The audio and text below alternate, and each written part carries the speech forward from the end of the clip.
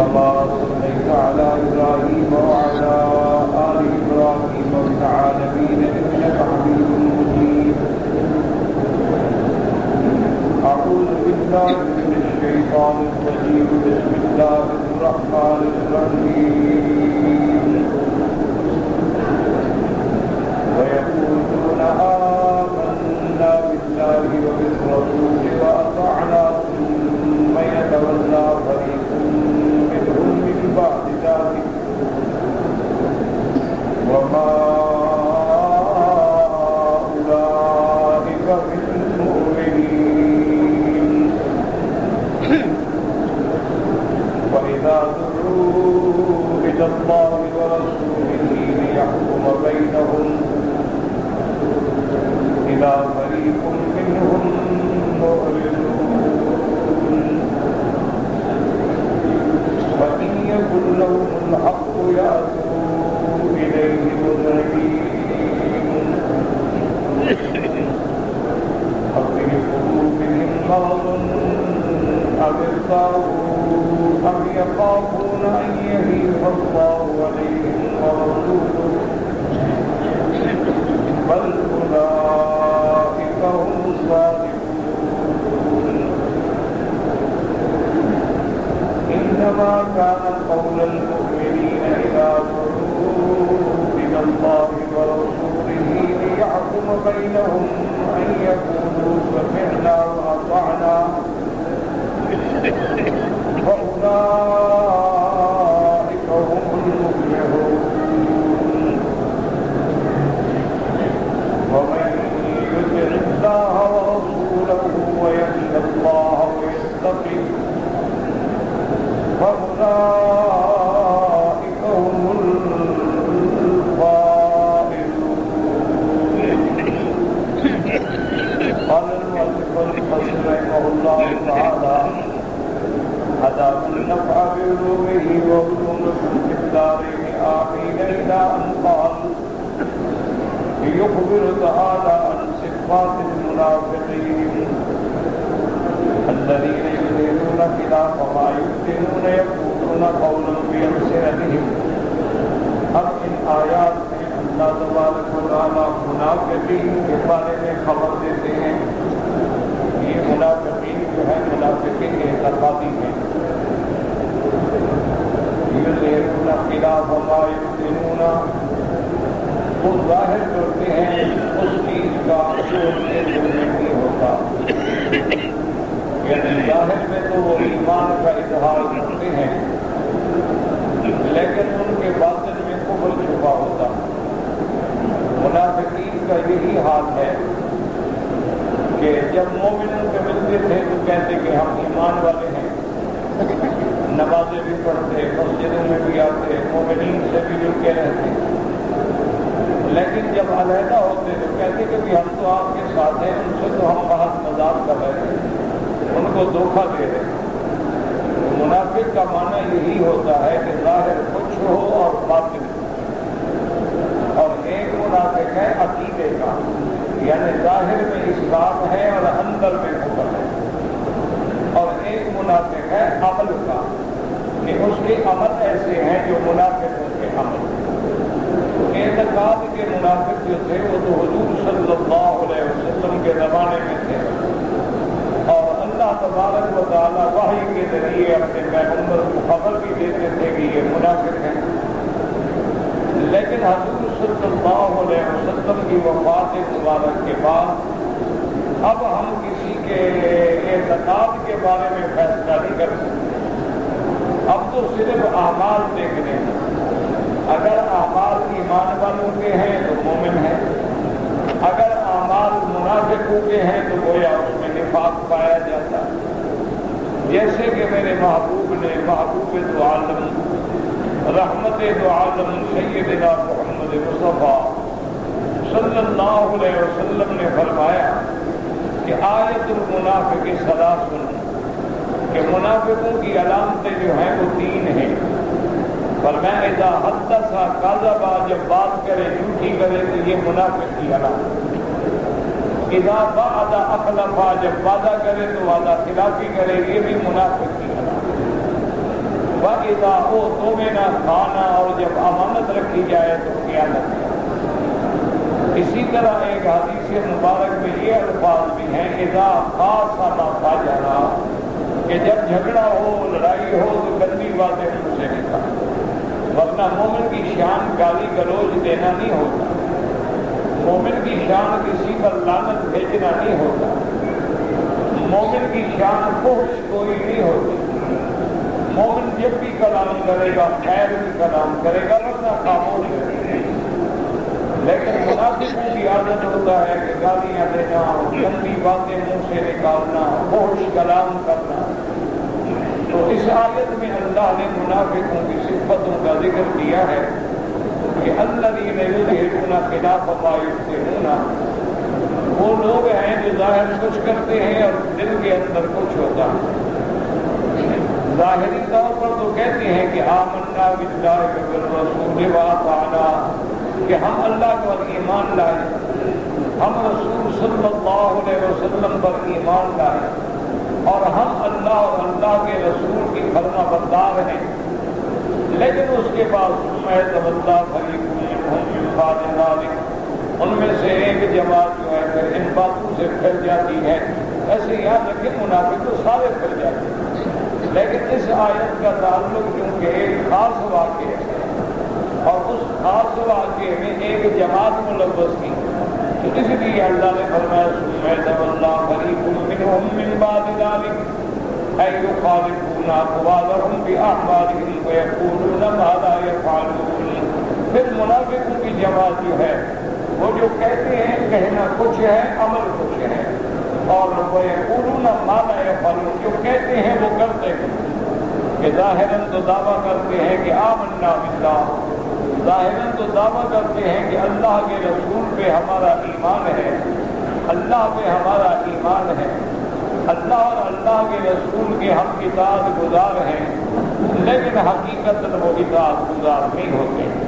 اس لیے اللہ فرماتے ہیں وَلِهَذَا قَالَ تَعَالَىٰ وَمَا أُولَٰئِكَ بِالْمُؤْمِنِينَ، یہ نہیں ہے ماننے والے، یہ بس ظاہری باتیں کرتے ہیں لیکن کے اندر ایمان نہیں کیا۔ اور مومن کی صفت یہ ہے کہ اندر بھی ایمان، زبان پر بھی ایمان، ارکان میں بھی ایمان، یعنی بندے کا ہر عضو جو ہے وہ گواہی دے گی اللہ کے ماننے والا۔ اب دیکھیں نا، جب آپ نماز پڑھتے ہیں ہاتھ باندھے کھڑے ہیں، کبھی رکوع میں ہیں، کبھی سجود میں ہیں، کبھی آپ کی زبان پہ تلاوت قرآن ہے، کبھی درود ہے، کبھی دعا ہے، تو گویا پورا بدن گواہی دے رہا ہے کہ یہ بندہ ایمان والا، یہ بندہ جو ہے میری طاعت اور میری فرما برداری کے اندر۔ وَإِذَا دُعُوا إِلَى اللَّهِ وَرَسُولِهِ لِيَحْكُمَ بَيْنَهُمْ إِذَا فَرِيقٌ مِّنْهُم مُّعْرِضُونَ۔ اب اللہ نے فرمایا إِذَا دُعُوا أي إِذَا طَلَبُوا إِلَى اتِّبَاعِ الْهُدَىٰ بِمَا أَنزَلَ اللَّهُ عَلَىٰ رَسُولِهِ أَعْرَضُوا عَنْهُ وَاسْتَكْبَرُوا بِأَنفُسِهِمْ عَنِ اتِّبَاعِهِ۔ جب ان کو بلایا جاتا ہے ہدایت کی طرف یا بلایا جاتا ہے اللہ کے رسول کی طرف کسی فیصلے میں، تو یہ اعراض کرتے ہیں، استقبال کرتے ہیں اور اللہ کے رسول کی اتباع نہیں کرتے۔ وَهَذَا كَقَوْلِهِ تَبَارَكَ وَتَعَالَىٰ أَلَمْ تَرَ إِلَى الَّذِينَ يَزْعُمُونَ أَنَّهُمْ آمَنُوا بِمَا أُنزِلَ إِلَيْكَ وَمَا أُنزِلَ مِن قَبْلِكَ۔ اللہ تبارک و تعالیٰ نے فرمایا قرآن مقدس میں، میرے محبوب صلی اللہ علیہ وسلم آپ ان لوگوں کو دیکھیں جو گمان کرتے ہیں کہ ہم قرآن پہ ایمان لائے، ہم سابقہ کتابوں پہ ایمان لائے، لیکن رأیت المنافقین یصدون عنک صدودا، پھر منافقین جو ہے وہ منہ پھیرتے ہیں اور اعراض کرتے ہیں۔ وفی الطبرانی من حدیث روح بن عطاء عن ابي ميمونة الحسن سمرة مرفوعا من دعي الى سلطان فلم يجب فهو ظالم لا حق له۔ حضرت سمرہ سے مرفوعا روایت ہے، حضور پاک صلی اللہ علیہ وسلم نے فرمایا کہ جس کو وقت کا حاکم کی طرف بلایا جائے، شرط یہ ہے کہ وہ حاکم قرآن و سنت میں فیصلہ کرے۔ یہ نہیں ہوتا کہ حاکم کافر ہے یا حاکم اسلام پر عمل پیرا نہیں. اگر اس کو کسی اللہ کے رسول کے فیصلے کی طرف بلایا جائے، حاکم کی طرف بلایا جائے، والی الامر کی طرف بلایا جائے اور وہ اطاعت نہ کرے، فرما برداری نہ کرے، فرمایا فَهُوَ ظَالِمٌ، وہ ظالم نہ حق کا ہو، اس کا کوئی حق نہیں کہ اس کے ساتھ کوئی رعایت کی جائے. وَإِن يَكُن لَّهُمُ الْحَقُّ يَأْتُوا إِلَيْهِ مُذْعِنِينَ. ہاں اگر ان لوگوں کا منافقوں کا حق بنتا ہو تو پھر فوراً آ جاتے ہیں. ان کو پتا ہے کہ ہمیں تو حق ملے گا، اللہ کا پیغمبر حق پہ فیصلہ کریں گے اور میں حق پہ ہوں، پھر تو دوڑے ہوئے آتے ہیں. لیکن اگر دینا پڑے تو پھر نہیں آتے. آج دیکھ لیں اللہ تبارک و تعالیٰ مسلمانوں کے حال میں رحم فرمائے. اگر ہمارے لوگ بھی قرآن و حدیث سے کسی بات سے ان کو فائدہ پہنچتا ہو تو پھر تو سبحان اللہ، اور اگر قرآن و حدیث کے حکم سے نقصان پہنچتا ہو تو پھر بہانے بناتے ہیں. اور جی وہ دور اور تھا، اب دور مشکل ہے. اس وقت عمل کرنا آسان تھا، اب عمل کرنا مشکل ہو گیا ہے. حالات بدل گئے، دنیا بدل گئی ہے، ہزار بہانے بنے. مومن کا کام یہ نہیں ہے. مومن ہر حال میں اللہ اور اللہ کے رسول کے حکم پہ گردن جھکا دیتا ہے کہ جو اللہ کا حکم ہے آمنا باللہ، جو اللہ کے رسول کا حکم ہے وہ بھی اللہ کا حکم ہے، کیونکہ اللہ کے پیغمبر، اللہ کے نبی اللہ کے فرمان کے بغیر کوئی حکم جاری نہیں فرماتے. وَإِذَا كَانَتِ الْحُكُومَةُ لَهُمْ لَعَلَيْهِمْ جَاءُوا سَامِعِينَ مُطِيعِينَ. اگر ان کو اقتدار ملتا ہو، عزت ملتی ہو، پھر تو فوراً آ جاتے ہیں. وَوَقَعْنَا قَوْلُهُ تَعَالَى مُذْعِنِينَ مَنَ مُطِيعِينَ سَامِعِينَ. اب بات سننے والے، اب ماننے والے بن جاتے ہیں. وَإِذَا كَانَتِ الْحُكُومَةُ عَلَيْهِ أَعْرَضَ وَدَعَا إِلَىٰ غَيْرِ الْحَقِّ. اور اگر فیصلہ ان کے خلاف ہو تو پھر بھاگتے ہیں، پھر اعراض کرتے ہیں. وَحَبَّ أَن يَتَحَاكَمَ إِلَىٰ غَيْرِ النَّبِيِّ صَلَّى اللَّهُ عَلَيْهِ وَسَلَّمَ لِيَرُجَّ بَاطِلَهُ ثم فإذا أنه أبدا لم يكن يتقاضي من ذلك هو الحق بل لأنه موافق لهواه ولهذا لما خالف لقد قصده وعدل عنه إلى غيره. اب مفسر احمد اللہ علیہ فرماتے ہیں کہ اگر فیصلہ ان کے خلاف ہونا ہو، اب وہ کہتے ہیں کہ نبی کے پاس نہ جاؤ بلکہ کسی اور سے فیصلہ کروا لو تاکہ ہمارا باطل جو ہے وہ قائم رہے. پہلے جو کہتے تھے کہ ہم آتے ہیں وہ بھی اطاعت نہیں کر رہے تھے بلکہ اپنے فائدے کے لیے آتے تھے. لیکن جب فیصلہ ان کے خلاف ہونے لگا، جب فیصلہ ان کے اعراض تو فوراً اپنا رخ پھیر لیتے ہیں. اس لیے اللہ فرماتے ہیں فی قلوبہم مرض، کیا ان کے دلوں میں بیماری ہے نفاق کی. اللہ يجب أن يكون في القلوب مرض لازم لها أو قد عرض لها شك في الدين. یا تو ان کے دل میں بیماری ہے منافقت کی اور وہ اسی میں جمے ہوئے ہیں اور وہ ان سے نہیں نکلتی ہے، یا ان کو ابھی کوئی نعوذ باللہ دین میں شک پڑ گیا ہے. او یخافون ان یتول اللہ ورسولہ علیہم بالحکم، یا ان کو یہ خطرہ ہے کہ اللہ کے رسول نعوذ باللہ صحیح فیصلہ نہیں کریں. مانا یہ ہے کہ یہ ساری باتیں بھی اصل ان میں نفاق ہے، یہ حق کی بات ماننا نہیں چاہتے ہیں، بندہ اللہ کے رسول کا فیصلہ حق ہوتا ہے. وَأَيِّمَّا كَانَ فَهُوَ كُفْرٌ وَعْدٌ، کوئی بھی کرے لیکن یہ سب اللہ کے رسول کا انکار جو ہے وہ خالص کفر ہے. وَاللَّهُ عَلِيمٌ بِكُلِّ مِنْهُمْ وَمَا هُوَ مُنْتَبٍ عَلَيْهِ مِنْ هَٰذِهِ الصِّفَاتِ. اللہ تبارک و تعالیٰ جانتے ہیں جو چیز بھی ان کے اندر ہے. اللہ تبارک و تعالیٰ ان کے تمام صفات کو جاننے والے، ان کے احوال کو جاننے والے ہیں. وَقَوْلُهُ تَعَالَىٰ بَلْ أُولَٰئِكَ هُمُ الظَّالِمُونَ اے بلہم ظالمون الفاجرون، یہ لوگ ہیں جو اپنی جانوں پہ ظلم کرنے والے ہیں. اللہ رسول وقال مما يزكون ويتمحرون من حيث يرجعون تعالى رسول ذلك. اللہ کے رسول جو ہے وہ بری ہے، وہ کبھی ظلم نہیں کرتے، ہمیشہ انصاف فرماتے ہیں، ہمیشہ عدل کرتے ہیں. اللہ کے رسول جو ہے وہ لاحق کرنے سے دور ہیں. قال ابن ابي حاتم حدثنا ابي قال حدثنا موسى بن اسماعيل قال حدثنا مبارك قال حدثنا حسن قال كان الرجل إذا كان بينه وبين الرجل منازعة فدعي إلى النبي صلی اللہ علیہ وسلم. حضرت حسن فرماتے ہیں کہ اگر دو بندوں کے درمیان میں جھگڑا ہوتا ان کو حضور کی طرف بلایا جاتا کہ آؤ فیصلے کے لیے، اگر وہ سمجھتا کہ میں حق پہ ہوں مجھے ملے گا پھر تو فوراً آ جاتا، اور سمجھتا کہ میں تو جھوٹا ہوں اللہ کا نبی تو سچا فیصلہ کریں گے پھر بھاگ جاتے. كان رجل وأذعن وعلم أن النبي صلى الله عليه وسلم سيقضي له بالحق، اور جانتے ہیں کہ اللہ کے نبی جو ہیں وہ حق سے فیصلہ فرمائیں گے. وَإِذَا أَرَادَ أَن يَظْلِمَ فَدُعِيَ إِلَى النَّبِيِّ صلی اللہ علیہ وسلم أَعْرَضَ. ہاں اگر وہ ظلم کر چکا ہے، اس کسی کا حق مارا ہوا ہے تو اب وہ بھاگتا ہے کیوں؟ اللہ کا نبی تو حق کا فیصلہ فرمائے، جس کا حق ہوگا وہ دلائیں گے، وہ تو رعایت نہیں فرمائیں گے. قال انطلق الى فلان، پھر کہتے ہیں حضور کے پاس نہ جاؤ، پھر کسی اور سے فیصلہ کروا لیتے.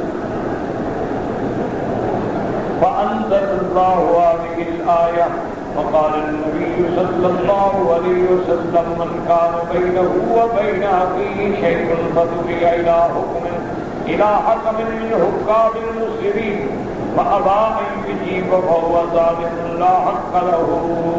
حضور پاک نے فرمایا اگر تو بندوں کے درمیان میں کوئی جھگڑا ہے، اگر اس کو مسلمان حاکم کی طرف بلایا جائے اور وہ حکم نہ مانے تو گویا وہ ظالم ہے، اس کا کوئی حق نہیں ہے. صفت المؤمنین المستجیبین للہ ولرسولہ الذین لا یقون دینا سوا کتاب اللہ وسنت رسولہ صلی اللہ علیہ وسلم. اب اللہ تبارک و تعالیٰ مومنین کی صفتیں بیان فرماتے ہیں کہ ایمان والوں کی شان یہ ہے اللہ کے رسول کے حکم کی اطاعت فرماتے ہیں، فرما برداری کرتے ہیں. اللہ کے رسول کے سوا وہ کسی بات کو نہیں مانتے، ہر فیصلہ کتاب اللہ و سنت رسول اللہ صلی اللہ علیہ وسلم سے چاہتے ہیں. اس لیے فرماتے ہیں انما کان قول المؤمنین اذا دعوا الى اللہ ورسولہ لیحکم بینہم ان یقولوا سمعنا واطعنا. اللہ نے فرمایا کہ مومنوں کی صفت یہ ہے کہ جب ان کو اللہ کے رسول کی طرف بلایا جاتا ہے کہ ان کا فیصلہ کرے، وہ کہتے ہیں سمعنا واطعنا. بالکل ہم سمجھیں اے سمعا وطاعتا فلہذا وصفهم تعالی بالفلاح. اللہ نے فرمایا یہ مفلحون کا کیا معنی؟ یعنی اپنی مطلوب کو پانے والے، جنت میں جانے والے. سب سے بڑی فلاح تو جنت ہے. وهو نيل المطلوب والسلامة من المرهوب. وقال تعالى وأولئك هم المفلحون. یہی لوگ ہیں فلاح پانے والے. وقال قتادہ في هذه الآية يقول سمعنا وأطعنا ذكرنا أنه بعض بن الصامت رضي الله تعالى عنه وقال عقبيا بدريا أحد القبائل الأنصار أنه لما حضره الموت قال لابن أخيه جنازة ابن أبي أمية ألا أنبئك بماذا عليك وبماذا لك. حضرت عبادہ بن الصامت میرے بدری پاک کے صحابی ہیں، اور یہ شان والے صحابی ہیں، یہ بدری صحابی ہیں، یہ عقبی صحابی ہیں جنہوں نے بیعت العقبہ بھی کی ہے حضور صلی اللہ علیہ وسلم سے رضی اللہ تعالیٰ عنہ. قبائل انصار میں ہیں. جب آپ کی موت کا وقت قریب آیا اپنے بھائی کے بیٹے ابن اخیہ جنازۃ ابن ابی امیہ کو بلایا اور فرمایا میں تمہیں بتاؤں کہ تمہارے ذمے کیا لازم ہے، تم پہ کیا لازم ہے، تمہارے لیے کیا ہے. قال بلا. قال فإن عليك السمع والطاعة في أسرك ويسرك ومنشتك ومكرهك وآثرة عليك. اب نے فرمایا تمہاری ذمہ داری ہے، تم پر لازم ہے کہ تم السمع والطاعة اللہ رسول کی فرما برداری کرو ہر حال میں، تنگی ہے یا خوشی ہے، فائدہ ہے یا نقصان ہے، تم اس کو پسند کرتے ہو یا نہیں کرتے، ہر حال میں فرما برداری کرو. وعليك أن تقيم لسانك بالعدل اور تم پر یہ ذمہ داری ہے کہ جب بات کرو تو انصاف سے بات کرو، سچی بات کرو۔ وَأَنْ لَا نُنَادِيَ الْأَمْرَ أَهْلَهُ إِلَّا أَنْ يَأْمُرُوكَ بِمَعْصِيَةِ اللَّهِ فَوَّاهًا، اور تم ان لوگوں سے کبھی جھگڑا نہ کرنا جن کو اللہ حکومت دے، جن کو اللہ اقتدار دے، ان سے جھگڑا نہ کرو۔ ہاں اگر وہ تمہیں کفر کا حکم دے تو پھر نہ مانو، وہ تمہیں قرآن و سنت کے خلاف حکم دے تو پھر بالکل اطاعت نہ کرو۔ وَمَا أَمَرْتَ بِهِ مِنْ شَيْءٍ يُخَالِفُ كِتَابَ اللَّهِ فَاتَّبِعْ كِتَابَ اللَّهِ، اگر تمہارے حاکم، اگر تمہارے عمرا تم کو قرآن و سنت کے خلاف حکم دیں پھر ان کے حکم کو چھوڑ دو اور اللہ کے قرآن کی اطاعت کرو۔ وقال قتادہ ذكر لنا أن عبد الله رضي الله تعالى عنه قال لا إسلام إلا بطاعة الله ولا خير إلا في جماعة والنصيحة لرسوله وللخليفة والمؤمنين عامة۔ حضرت قتادہ فرماتے ہیں کہ حضرت ابو الدرداء صحابی رضی اللہ عنہ فرماتے تھے لا اسلام الا بطاعت اللہ، جب تک اللہ کی فرما برداری نہ ہو گویا اسلام نہیں ہے۔ ولا خیر الا فی جماعت، اور جماعت کے علاوہ بھی خیر نہیں ہوتی، لازم آدمی جماعت کے ساتھ تعلق رکھے۔ اور اس کے بعد فرماتے ہیں والنصیحۃ للہ، اور نصیحت جو ہے اللہ کے لیے ہے، اللہ کے رسول کے لیے، خلیفہ کے لیے، مومنین کے لیے، سب کو دین کی بات کرو، چاہے وہ حاکم ہے، چاہے بڑا ہے، چاہے چھوٹا ہے، سب کے لیے دین جو ہے نصیحت کرنا۔ قال وقد ذكر لنا أن عمر بن الخطاب رضي الله تعالى عنه كان يقول قوة الإسلام شهادة أن لا إله إلا الله وإقام الصلاة وإيتاء الزكاة والطاعة لمن والله الله أمر المسلمين۔ فرماتے کہ اسلام کی مضبوطی جو ہے، اسلام کا کڑا جو ہے وہ یہی ہے کہ آدمی توحید کی گواہی دے، اللہ کے نبی کی رسالت کی گواہی دے، نمازیں قائم کرے، زکوٰۃ ادا کرے، اور جو حاکم ہو مسلمان کا اس کی اطاعت و فرمانبرداری کرے۔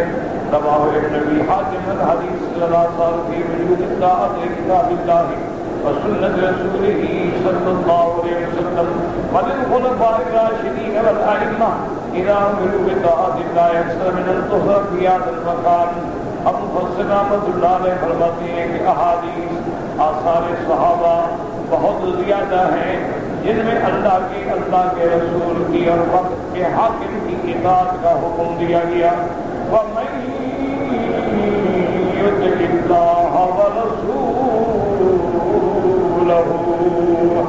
آگے اللہ رسول کی ماں ہدیت مانا ہے وَمَن يُطِعِ اللَّهَ وَرَسُولَهُ وَيَخْشَ اللَّهَ وَيَتَّقِهِ فَأُولَٰئِكَ هُمُ الْفَائِزُونَ۔ حضرت قتادہ فرماتے ہیں اللہ کے رسول کی اطاعت کرے، کیا مانا جو حکم کرے تعمیل کرے، جس سے روکے رک جائے۔ وَيَخْشَ اللَّهَ، اور جو گزر چکا اس سے اللہ سے ڈرے۔ وَيَتَّقِهِ، اور آگے آنے والے دور میں تقوی اختیار کرے، گناہوں سے بچے، نافرمانی سے بچے۔ جن لوگوں میں یہ چار صفتیں آ گئی وہی لوگ ہیں جو کامیاب ہو گئے۔ اللہ کی اطاعت کرے، اللہ کے رسول کی اطاعت کرے، جو زندگی گزر گئی اس کا خوف رکھے کہ اللہ رحمت کرے میں نے کس حال میں گزاری ہے، اور آنے والی زندگی میں اللہ کا خوف اور تقوی اختیار کرے، تو یہی لوگ ہیں جو کامیاب ہو جاتے ہیں۔ الذین فازوا بکل خیر وعملوا من کل شر فی الدنیا والآخرہ، ان لوگوں نے ان چار چیزوں کو پکڑ لیا وہ دنیا میں بھی کامیاب ہیں، آخرت میں بھی کامیاب ہیں۔ اس لیے بعض روایات میں آتا ہے کہ ایک دن سیدنا امیر المؤمنین حضرت عمر بن الخطاب رضی اللہ تعالیٰ عنہ کھڑے تھے، ایک آدمی آیا کہنے لگا حضرت میرے گواہ ہو جائیں۔ آپ نے فرمایا کس بات؟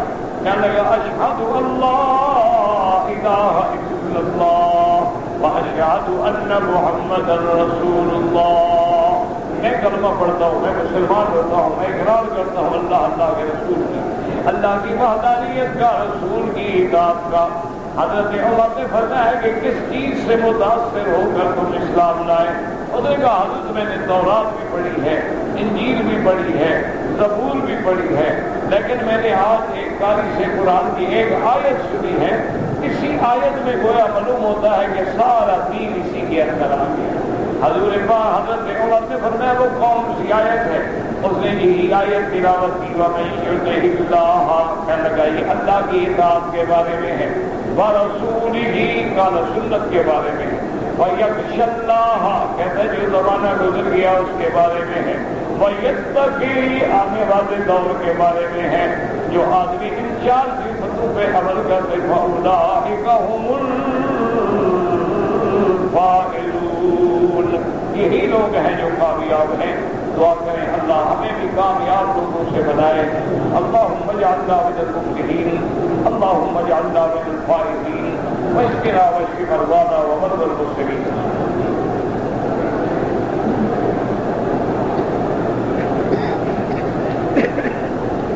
بہرحال جو لوگ بھی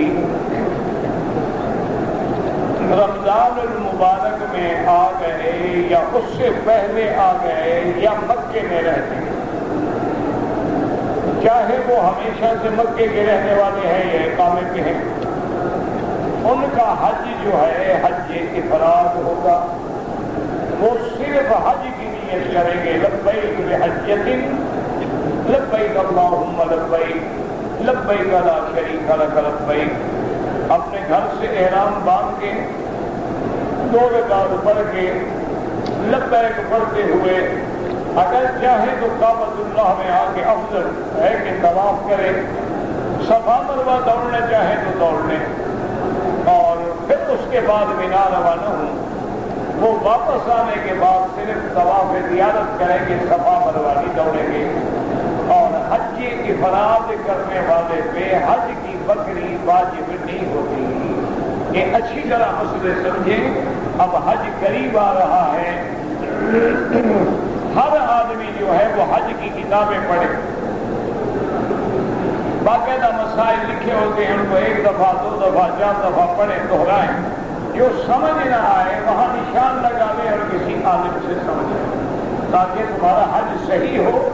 یہ نہ ہو کہ ایک میلہ ہے تو لوگ جا رہے ہیں تو ہم بھی جا رہے ہیں، لوگ احرام باندھیں گے ہم بھی باندھ لیں گے، اگر لوگوں نے کندھا نہ کر کے ہم بھی کر لیں گے، نہ کیا تو ہم بھی نہیں کیے۔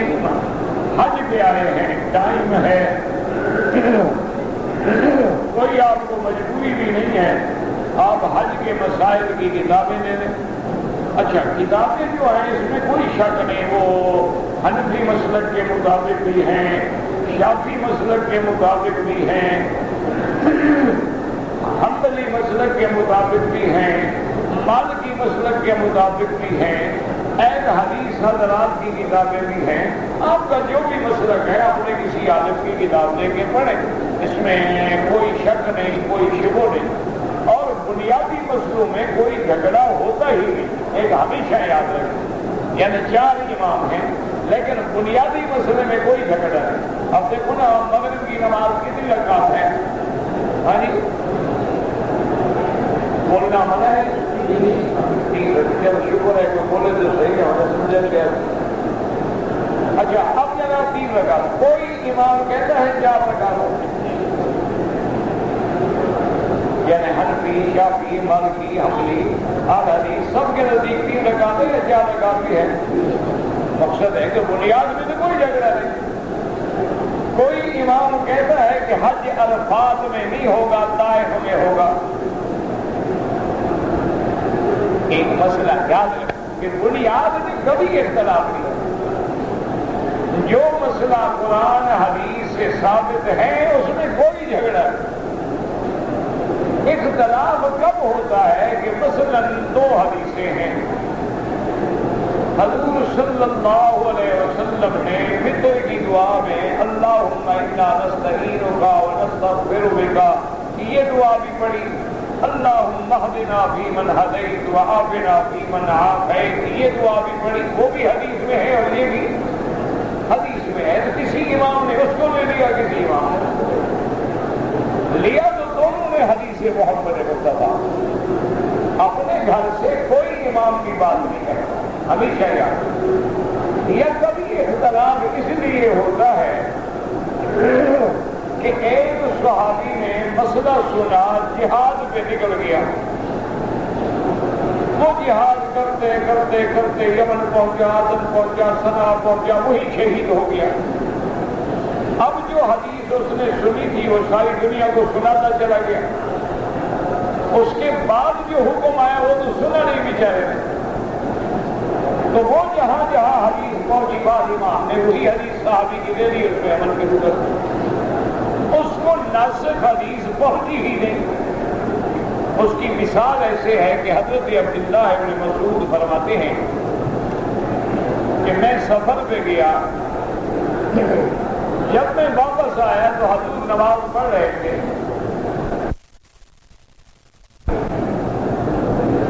میں نے دوبارہ کہا السلام علیکم یا رسول اللہ، حضور نے جواب نہیں دیا۔ میں نے تیسری دفعہ کہا، حضور نے جواب نہیں دیا۔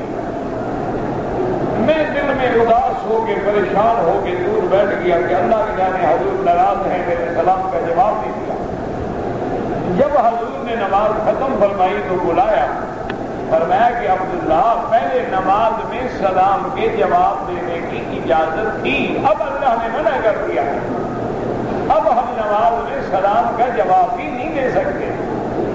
جو نماز پڑھ رہا ہو اس میں سلام نہ کرو، اور اگر کوئی غلطی سے کرے تو وہ نماز میں جواب نہیں دے گا، تو لہذا اب یہ نیا حکم صحابی کو معلوم نہیں تھا۔ اس لیے کبھی اختلاف ہو جاتا ہے تو آپ بلا وجہ جھگڑوں میں نہ پڑیں، بلا وجہ اختلاف میں نہ پڑیں۔ دیکھیں کہ فجر کی نماز 2 رکعت ہے، ظہر کی نماز 4 رکعت ہے، عصر 4 رکعت ہے، مغرب 3 رکعت ہے، عشاء جو ہے 4 رکعت ہے، کوئی جھگڑا نہیں۔ اختلاف کہاں ہوا؟ کسی نے کہا آمین زور سے کہہ دو، کسی نے کہا آمین ایسا کہہ دو۔ تو یہ تو مستحب اور اعلیٰ اولا کا مسئلہ ہے کہ کفر اسلام کی تو جنگ ہی نہیں۔ آمین تو دونوں کہہ رہے ہیں، یعنی ایک زور سے کہہ رہا ہے اور ایک آہستہ کہہ رہا ہے، اور میرے اللہ کی شان ہے کہ زور سے کہو تو سنتے ہیں اور آہستہ کہو تب بھی سنتے ہیں۔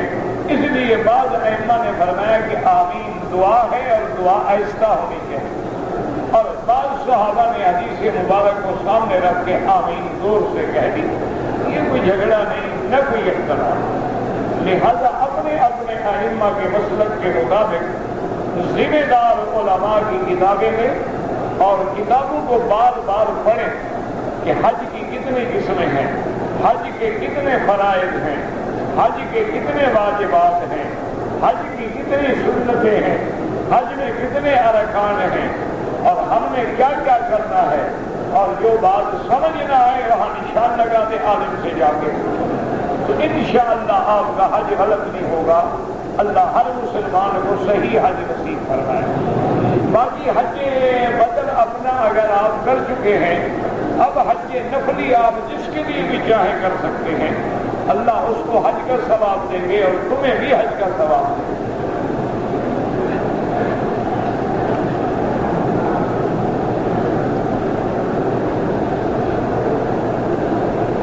یہ تو کسی عربی زبان کا مسئلہ ہے، تو ابھی عربی کا وقت نہیں ہے۔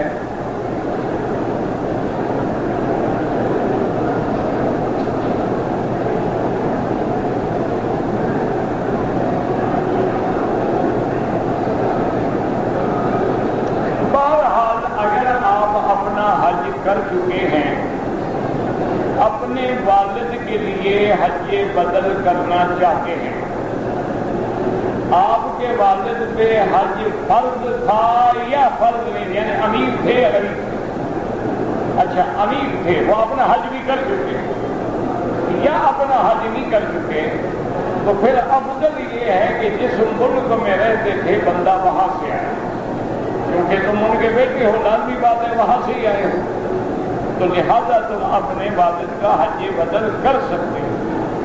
حج بدل میں افضل ہوتا ہے کہ افراد ہو، لیکن تم نے شوال کے بعد اگر عمرہ کیا ہے تو تمہارا حج تمتع ہوگا، لہذا انشاءاللہ اس حج کا بھی عمرے کا بھی سب ثواب اپنے والد کے لیے نیت کرتے ہیں۔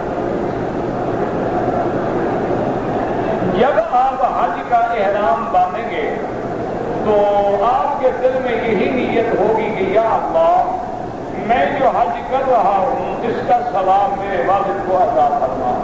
تو آپ عرفات جائیں، منا جائیں، کنکری ماریں، ہر کام میں نیت اپنے والد کی طرف سے، تو انشاءاللہ اللہ ان کو بھی پورا حج دیں گے اور تمہیں بھی پورا حج دیں گے۔ احرام آپ اپنے گھر سے باندھیں گے۔ حج کے احرام باندھنے کے لیے حد حرم سے باہر جانے کی کوئی ضرورت نہیں۔ حج کے احرام باندھنے کے لیے آدمی مکے میں جہاں رہتا ہے، جو گھر ہے، جو ہوٹل ہے، جو جگہ ہے، وہیں سے احرام باندھیں گے۔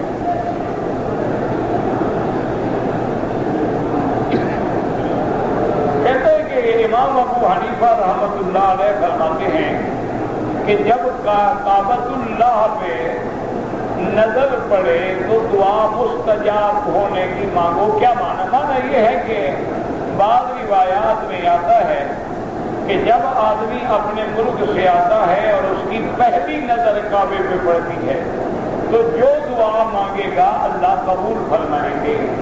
تو انہوں نے کہا یہی دعا مانگو گی یا اللہ مجھے مستجاب دعوات بنا دے میری ہر دعا منظور ہو، تو لہٰذا ایک دعا میں ساری دعائیں آ گئی۔ اور بعض علماء فرماتے ہیں کہ جتنے دفعہ بھی آدمی حرم میں آئے گا جب بھی اس کی کعبے پہ نظر پڑے گی تو دعا منظور ہوگی۔ اور یہ بھی روایات میں آتا ہے کہ جب آپ باہر سے آئیں اور کعبۃ اللہ پہ نظر پڑے تو آپ دعا کریں کہ اللہم زد بیتک ھذا تشریفا و تکریما و تعظیما و محابۃ و برا و تقویٰ۔ اگر عربی زبان میں نہ ہے تو بھیا اللہ اس گھر کی عزت بلند کر بس۔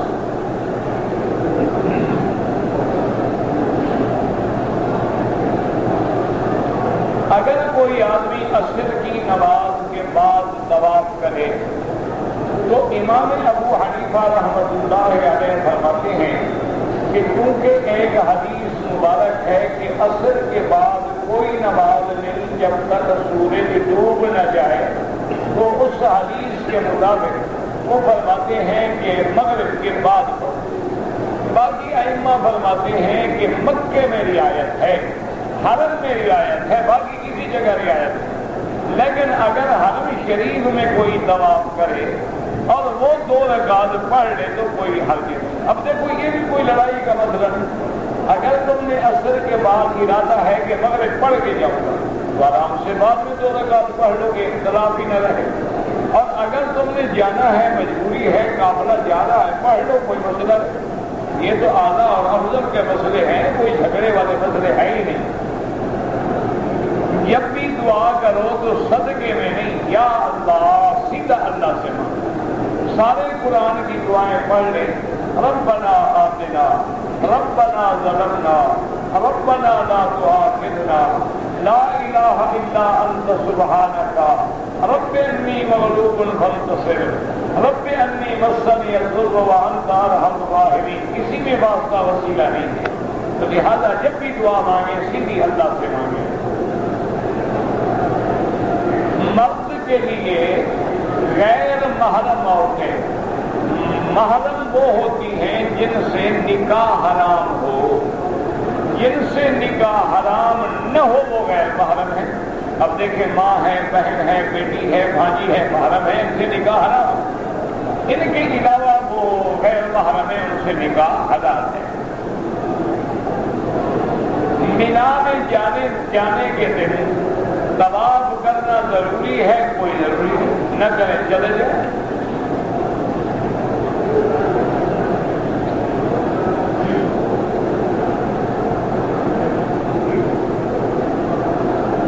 بہرحال جو لوگ جدے میں رہتے ہیں ان کو حج کا احرام جدے سے باندھنا چاہیے۔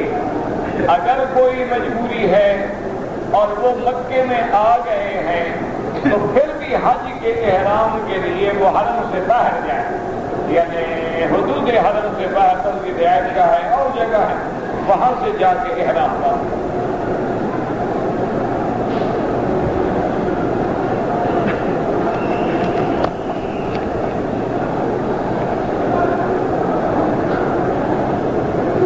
جو لوگ مسجد عائشہ سے عمرہ کرتے ہیں، امام ابو حنیفہ رحمۃ اللہ علیہ اور امام شافعی کے نزدیک جائز ہے۔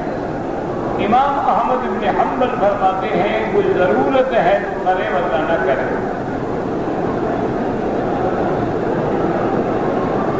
اگر ایک آدمی 6 ذی الحج کو مدینہ منورہ سے احرام باندھ کے آئے، عمرہ کر کے احرام کھول دے، 8 ذی الحج کو پھر حج کا احرام باندھے، بالکل ٹھیک ہے، حج تمتع ہوگا، کوئی منع نہیں۔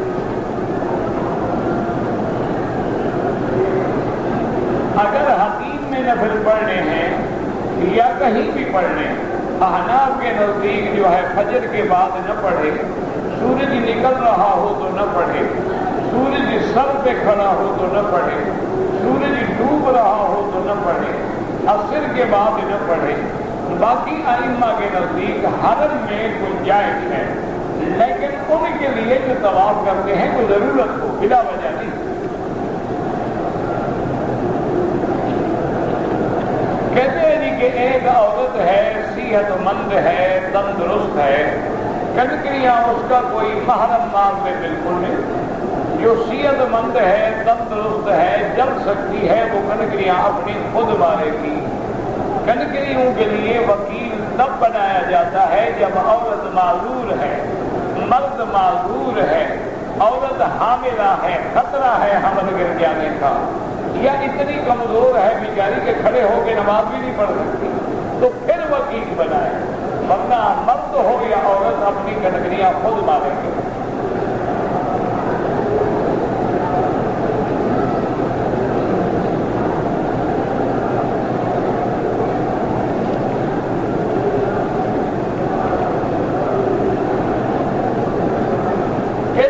کبھی کبھی عام لوگوں کو جواب دینے کے بارے میں کچھ لفظ ایسے کہتے ہیں جو ان کی عزت و شان کے خلاف ہیں، تو میرا بھائی سوال جو عزت و شان کے خلاف ہو تو ان کو لحاظ کیوں نہیں آتا؟ جب سوال ایسا کیا جائے جو اللہ کے گھر میں لوگوں کے سامنے پڑھتے ہوئے شرم آئے، تو پھر آدمی تنبیہ نہیں کرے گا تو کیا کرے گا؟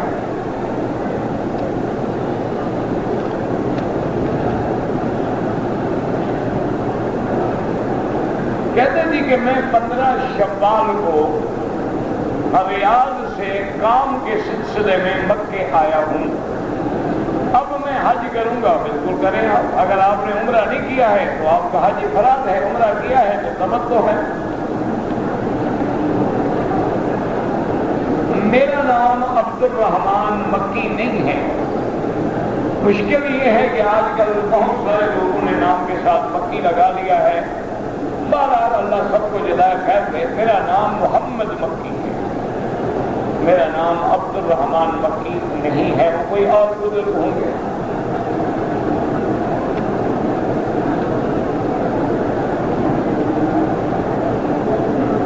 کہتے ہیں جی کہ عمرہ کن دنوں میں منع ہے؟ عمرہ یوں سمجھ لیں 8 سے لے کر 13 تک منع ہے۔ 8، 9، 10، 11، 12، 13 یہ ایام حج کے ہیں، عمرے کے ہیں، باقی سارا سال عمرہ کرو۔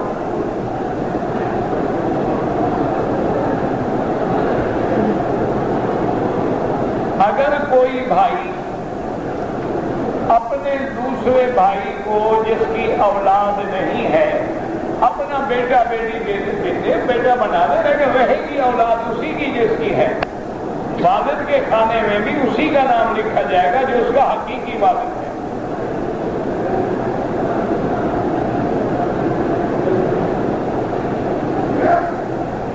اگر ایک آدمی نے استنجا کیا ہے، وضو کیا ہے، لیکن اس کو شک ہے کہ میرا قطرہ نکلا ہے، شک کا تو علاج کوئی نہیں، اگر واقعی نکلا ہے تو پھر تو دوبارہ وضو کرنا ہوگا،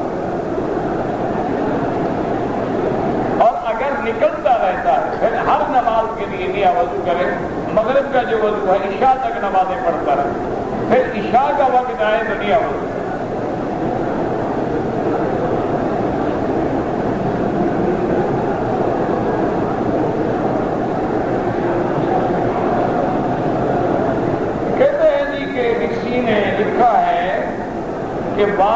واجبات حج طواف زیارت کی سنت ہے، واجبات حج سے پہلے طواف زیارت کر لیتا، اور میں نے نہیں پڑھا، کتاب لیا اور اچھی طرح پڑھیں گے پھر سمجھیں گے، اللہ جانے تم نے نہ سمجھا۔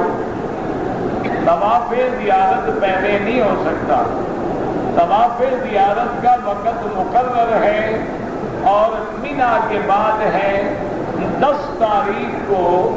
جب ہم مینا میں آئیں گے 10 کی صبح سے طواف زیارت جائز ہو جاتا ہے، حتیٰ کہ بعض علماء نے اس کو جمع کیا ہے رن حق، رن حق، رے سے رمی پہلے کنکری مارو، نون سے نحر میں قربانی کرو، ہا سے حلق سر مڈاؤ، دعا سے طواف زیارت کرو، جمع کریں تو کیا بن جائے گا؟ رن حق۔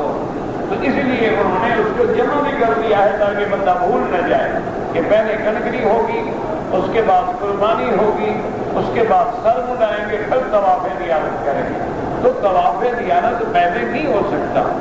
اگر آپ نے کسی کتاب میں پڑھا ہے تو مہربانی کر کے وہ کتاب مجھے دکھائیں تاکہ میں بھی پڑھوں، اور ہو سکتا ہے میں نے نہ سمجھا، لیکن حضور پاک نے طواف زیارت جو ہے وہ 10 تاریخ کو پہلے کنکری ماری، اپنی قربانی فرمائی، حلق فرمایا، غسل فرما، کپڑے پہن کے پھر طواف زیارت میں آئے۔ کہتے جی کہ اگر 12 تاریخ کو کسی حاجی کی فلائٹ ہے، عورت کو ایام حیض ہیں، وہ طواف زیارت نہ کر سکے، اس کا حج مکمل نہیں ہوگا اور خاوند بیٹی حلال نہیں ہوگی۔ اس کو چاہیے کہ فلائٹ چھوڑ دے لیکن اپنا حج برباد نہ کرے۔ فلائٹ چھوڑ دیں گے کیا مصیبت آ جائے گی، ایک ہفتہ بعد چلے جائیں، ایک ہفتے کے مزید طواف مل جائیں، اور اگر مجبوری ہے تو ابھی کسی لیڈی ڈاکٹر سے مشورہ کر کے دوائیں استعمال کریں تاکہ ان دنوں کے اندر اس کو حیض آئے ہی نہیں۔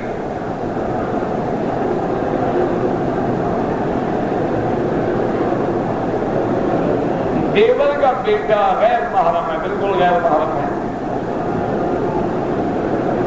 خلاف کعبہ کی تاریخ جو ہے، میں نے کہا نا تاریخ مکہ کتاب لے لو اور اس میں پڑھ لو، سب سے پہلے قبہ اکبر نے ڈالا تھا، اور مسجد نبوی کا سب سے گنبد جو ہے یہ 600 سال بعد بادشاہوں نے بنایا، حضور نے نہیں بنایا نا، صحابہ نے بنایا۔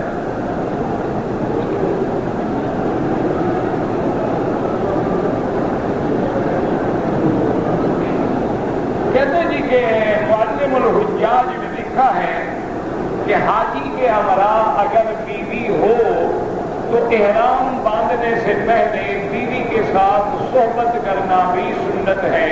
ایسی باتیں کتابوں میں لکھنی چاہیے، نہیں ایسی نہیں، کیوں جی؟ بیوی سے صحبت کرنا حرام ہے؟ کوئی عقل کرو، بخاری شریف میں بھی لکھا ہوا ہے کہ حضور نے احرام باندھنے سے پہلے اپنی 9 بیویوں سے صحبت کی، اس کو بھی مٹا دیں۔ خدا کا خوف کرو، حلال حلال ہے، حرام حرام۔ اسی لیے قرآن کہتے ہیں وَلَا تُبَاشِرُوهُنَّ وَأَنْتُمْ عَاكِفُونَ فِي الْمَسَاجِدِ، قرآن کہتا ہے کہ اپنی بیوی سے مجامعت نہیں کر سکتے اگر اعتکاف میں ہو، اگر اعتکاف میں نہ ہو تو أُحِلَّ لَكُمْ لیلۃ الصیام الرفث الی نسائکم، اللہ فرماتے ہیں کہ رمضان کی راتوں میں تمہارے لیے میں نے بیویاں حلال کر دی ہیں، رات کو جماع کر سکتے ہو، تو قرآن میں ہے اس کو بھی مٹا دیں۔ مولویوں پہ بڑا جلدی غصہ آ جاتا ہے، تمہیں پھر کہتے ہیں مولوی صاحب کی بڑی بےعزتی کرتے ہیں، کیا کروں مجھے بتاؤ، تم مجھے بتاؤ کیا کروں؟ کہ قرآن میں ہے، حدیث میں ہے، اور وجہ کیا ہے؟ اللہ چاہتے یہ ہے کہ جب تیرے پاس حلال ہے تو آدمی میاں بیوی اپنی خواہش پوری کر لیں۔ اب حج پہ جا رہے ہیں، کسی غیر محرم عورت پہ گندی نظر ہی نہ ڈالے، ان کے دل میں خیال ہی نہ آئے۔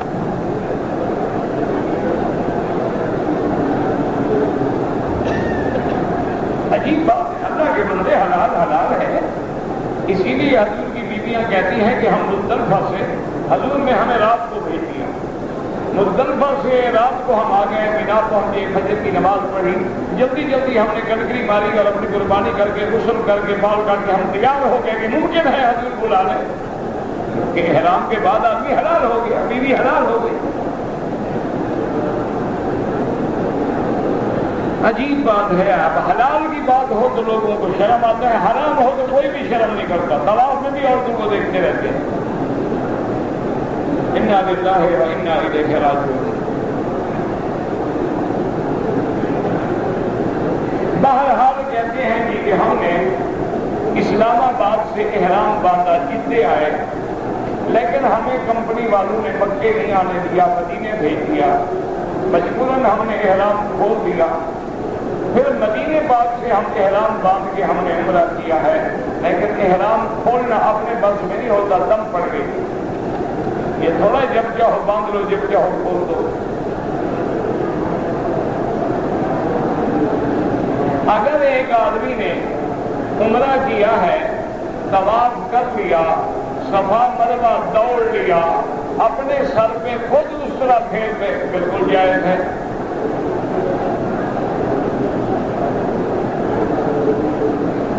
بہرحال جتنے دن آپ مکے میں رہیں، مکے کی زندگی میں، ایام میں طواف کرنا زیادہ افضل ہے بنسبت عمرے پہ جانے کے، کیونکہ طواف میں آپ کعبے کے قریب رہتے ہیں، عمرے میں آپ کعبے سے دور ہوتے ہیں، اور جتنی دیر آپ عمرہ کریں اتنی دیر طواف کریں تو طواف افضل ہے۔ دوسرا، طواف میں کسی کا اختلاف نہیں ہے، لیکن عمرے میں تو اختلاف ہے، بعض ائمہ کے نزدیک جائز ہے، بعض کے نزدیک ناجائز ہے، لیکن طواف تو قرآن کا حکم ہے کہ وَلْيَطَّوَّفُوا بِالْبَيْتِ الْعَتِيقِ، اس لیے طواف زیادہ کیا کریں۔ کہتے جی کہ حرم کے اندر خواتین جو ہیں وہ امام کے پیچھے نماز پڑھیں، بالکل پڑھیں، کیوں نہ پڑھیں، افضل ہے گھر پڑھیں، لیکن حرم میں آئیں تو جماعت کے ساتھ پڑھیں۔ کہتا ہے جی کہ یہاں کے امام جو ہیں، سنا ہے کہ عورتوں کی نیت نہیں کرتے، کس سے سنا ہے آپ نے؟ اس کا نام لکھو اور پھر مسئلہ سمجھو کہ اگر آج قرآن سب حکم دیتا یا ایھا الذین آمنوا، جب مردوں کو حکم ہے عورت تابع ہو جاتی۔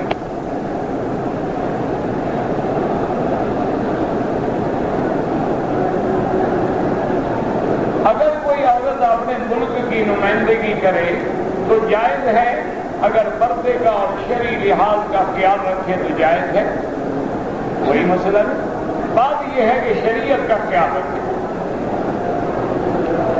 ہاں، وہ امیر نہیں بن سکتی، بادشاہ نہیں بن سکتی، خلیفہ نہیں بن سکتی،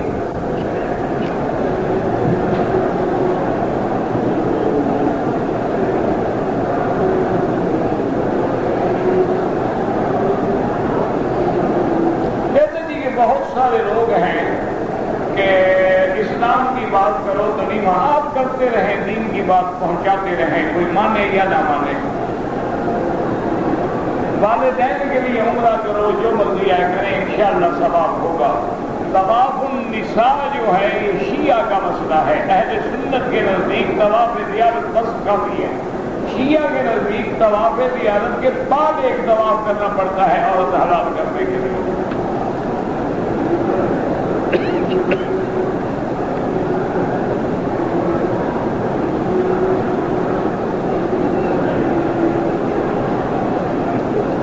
کہتے جی کہ ہم نے قربانی کے پیسے تو بینک میں جمع کیے تھے، شام سے آئے تھے اور ہم نے نیت حج قران کی تھی۔ ابو حنیفہ رحمۃ اللہ علیہ کے نزدیک تو ان کا حج ہو جاتا ہے قران، لیکن حنابلہ فرماتے ہیں کہ قران صرف اس کا ہوگا جو حاجی کا جانور ساتھ لے آئے۔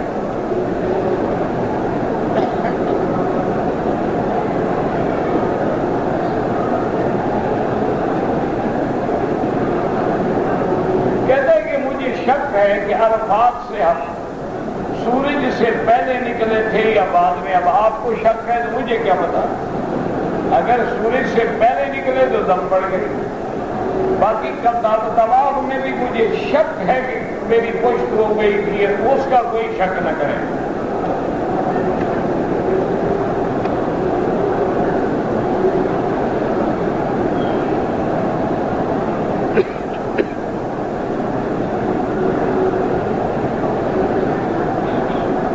پاکستان سے آئے، انہوں نے کہا عمرہ کر لیا اپنے احرام، لیکن عمرے کے مدینہ چلا گیا، احرام گم ہو گیا، پتہ نہیں آگے کیا لکھا ہے، کچھ سمجھ آئے تو آدمی جواب دے نا۔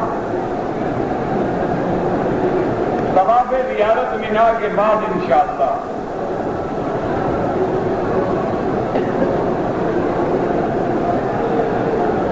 جو لوگ مدینہ سے آنے کے بعد حج کے لیے آئے ہیں اور یہاں رہتے ہیں، وہ بھی آج کو احرام حج کا باندھیں گے۔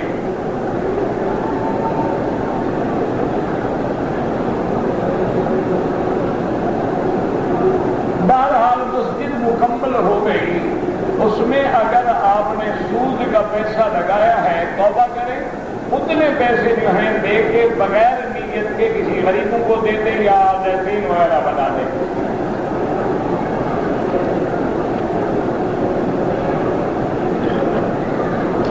اگر عمرے کے بعد دونوں ساتھی طواف کر چکے، صفا مروا دوڑ چکے، ایک دوسرے کا سر مونڈنے جائز ہے، نماز اشراق 2 رکعت پڑھو 4 پڑھو سب جائز ہے۔ آدمی اچھا کام کرے تو عمر زیادہ ہوگی، ہاں زیادہ ہوگی انشاءاللہ، اللہ اسی عمر میں برکت ڈال دیتے ہیں، یا تقدیر میں لکھ دیتے ہیں کہ یہ عمل کرے گا تو عمر 90 سال نہیں کرے گا تو 80 سال۔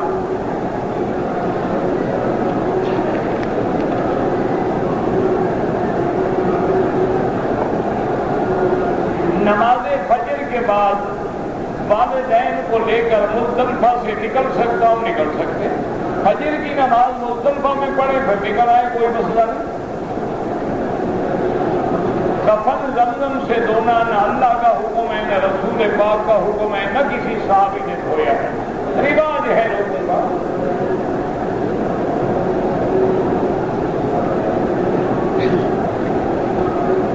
اگر ایک آدمی حاجی ہے، بیمار ہے، کمزور ہے، اس کا مکان انہوں نے عزیزیہ میں لیا ہے، وہ اگر دن عزیزیہ میں گزار کے رات کو بنا چلا جائے کوئی بات نہیں، مجبوری ہے تو کر سکتا ہے۔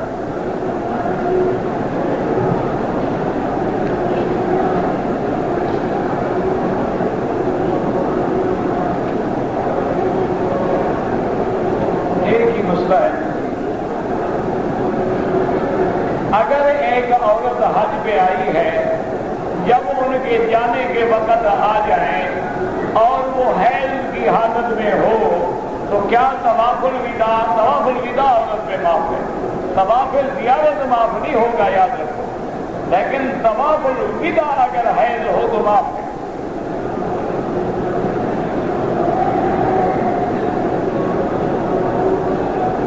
کہتے ہیں جی کہ کچھ لوگ ہیں مسلمانوں کو دہشت گرد کہہ کے بدنام کرتے ہیں، ہمارا کردار یہ ہونا چاہیے عمل سے بھی اور قول سے بھی کہ ہم اسلام کی حقانیت، اسلام کا امن، خلق محمد مصطفیٰ صلی اللہ علیہ وسلم پیش کریں اور سمجھائیں۔ باقی جو احکام جہاد ہیں وہ تو قیامت تک نہیں بدل سکتے۔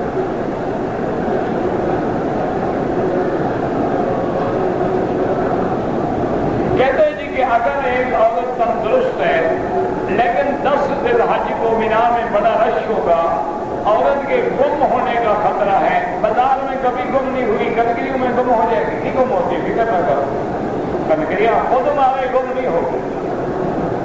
اور بہرحال آپ ایسا کریں کہ 10 تاریخ کو عصر کے بعد کنکریاں ماریں، وہاں ایک بندہ بھی نہیں ہوگا، گم کیسے ہوں گے؟ آپ صبر کریں، آرام سے، دیر سے ماریں۔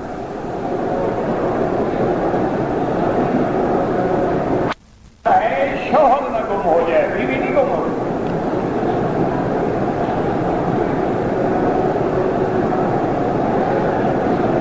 کہتے ہیں جی کوئی اچھی سی کتاب بتائیں کہ جن میں حضرت آدم سے لے کر حضور صلی اللہ علیہ وسلم تک کے حالات ہوں، کوئی تاریخ کی کتاب لے لیں، انشاءاللہ مل جائیں گے۔